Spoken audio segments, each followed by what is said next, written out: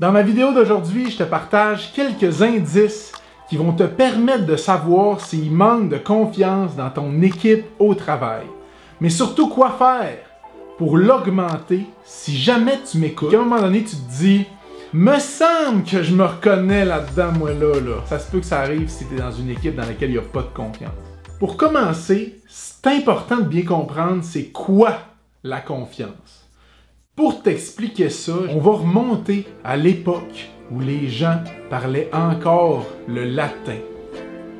Il semblerait que le mot confiance ait été emprunté au latin classique, confidentia, qui fait référence à la confiance en soi, qui aurait fini, à quelque part dans l'histoire, par se jumeler au mot fiancé, qui signifie dans l'ancien français le fait de se fier à.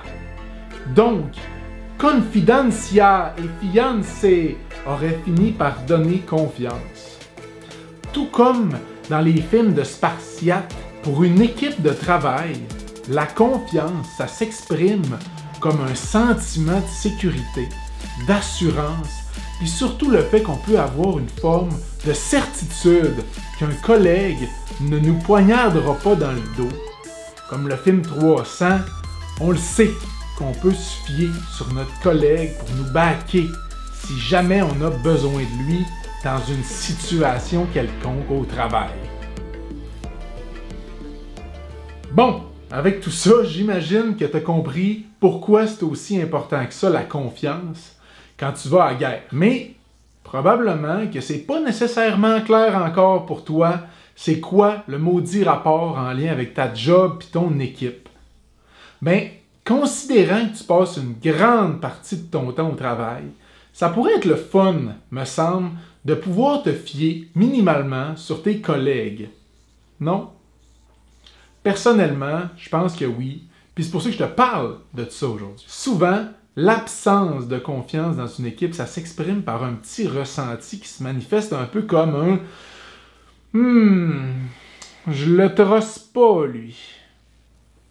Mais il y a aussi, outre ce sentiment-là, des signaux réels qu'on peut observer. En voici quelques-uns. Cacher ses erreurs ou ses faiblesses à l'équipe. Hésiter à demander de l'aide ou donner du feedback constructif à un collègue ou à notre équipe pour faire le travail d'une meilleure manière. Hésiter de donner de l'aide dans un champ de compétences qui n'est pas le tien. Sauter extrêmement rapidement aux conclusions sans trop poser de questions ou approfondir une situation dans une rencontre d'équipe. On veut passer vite au point suivant. Entretenir une certaine forme de rancœur ou encore se parler un peu dans le dos. Éviter les collègues puis les réunions, ça nous donne plus d'y aller. Tout ça, c'est souvent des conséquences d'un manque de confiance envers soit ton boss ou encore les membres de ton équipe. Bref, il y a des petits soupçons à y avoir si tu t'es senti interpellé. En gros, on a peur d'être honnête parce qu'on n'a pas assez confiance que les gens vont prendre soin de nous si on s'ouvre à eux. Fait que là, si jamais tu t'es reconnu dans les exemples que je t'ai donnés, c'est le moment d'ouvrir tes oreilles parce que je vais te partager des idées pour améliorer la confiance dans ton équipe. La première affaire que tu peux faire, c'est de proposer des activités dans tes rencontres d'équipe qui existent déjà, qui vont amener les gens à s'ouvrir un peu plus, attention, sur leur vie personnelle. Oui. Le but avec ces genres d'activités-là, c'est d'apprendre à se connaître un peu plus. Parce qu'une des choses qui stimule la confiance chez l'être humain, c'est de se connaître les uns les autres.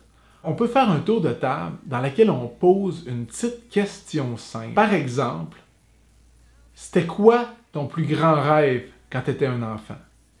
Qu'est-ce que tu voulais faire de ta vie quand tu étais un enfant? Ou encore, qu'est-ce qui te passionne en dehors du travail? Ou mieux que ça, c'est quoi ton activité préférée du samedi soir? C'est des petites questions pas trop compliquées. Puis vous allez voir, les gens, si on se permet de faire un tour de table avec ça, vont se trouver des points communs. C'est un premier pas vers un peu plus de confiance entre les membres de ton équipe.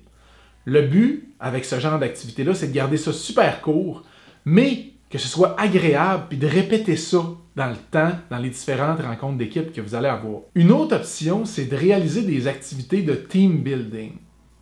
On peut soit mandater quelqu'un dans notre équipe pour le faire, ou encore se tourner vers un consultant externe qui va nous organiser une journée avec des activités qui vont nous permettre de développer des liens entre nous.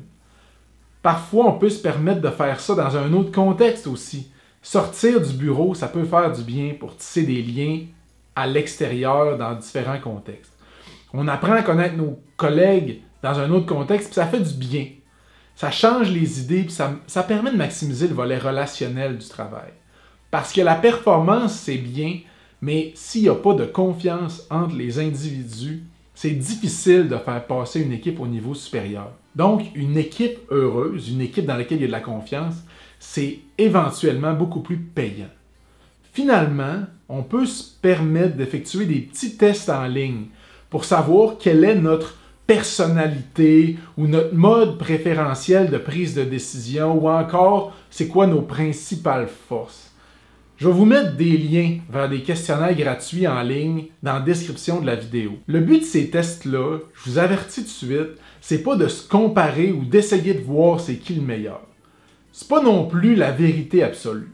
Le but d'utiliser ces tests-là, c'est d'avoir un prétexte pour discuter entre nous en équipe. On prend le temps dans une rencontre de s'expliquer nos résultats. Encore une fois, vous allez l'avoir compris, je l'espère. Ce qu'on veut, c'est d'aider les gens à apprendre à se connaître un peu plus, puis dans des angles différents.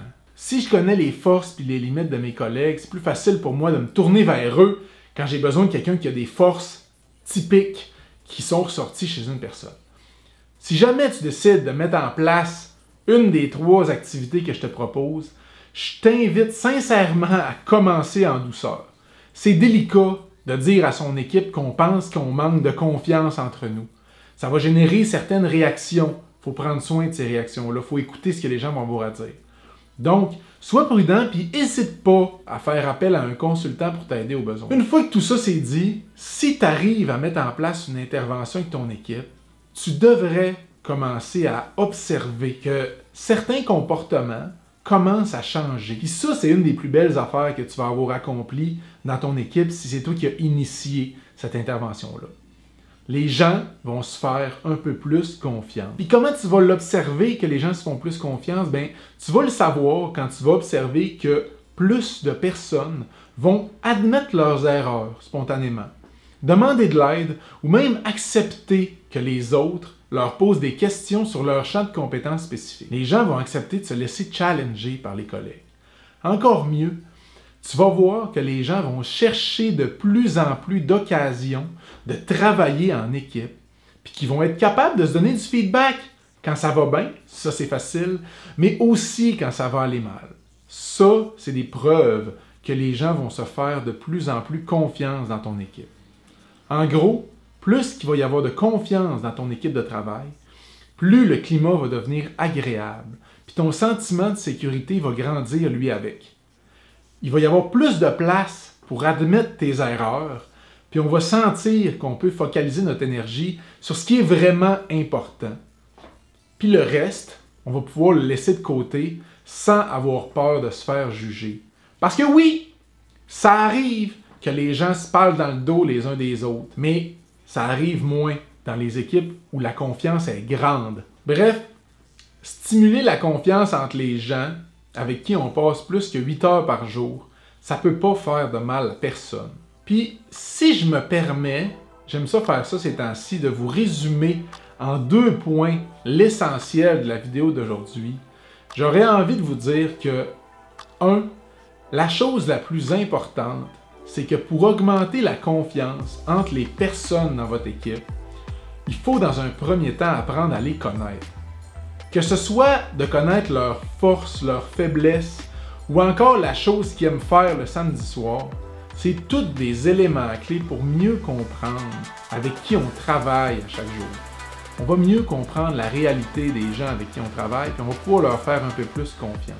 Le deuxième élément essentiel, c'est que si tu observes plusieurs des signaux qu'il y a un manque de confiance flagrant entre les membres de ton équipe, n'hésite pas à faire appel à un professionnel dans le domaine, puis de mettre en place une intervention de team building. Ça va te permettre de te sentir moins seul dans ton désir d'augmenter la confiance entre les membres de ton équipe. C'est tout pour aujourd'hui, puis si jamais tu n'es pas encore abonné, je t'invite à le faire maintenant. Je te souhaite une belle semaine, puis on se retrouve dans une prochaine vidéo. Bye bye. Merci pour ton temps.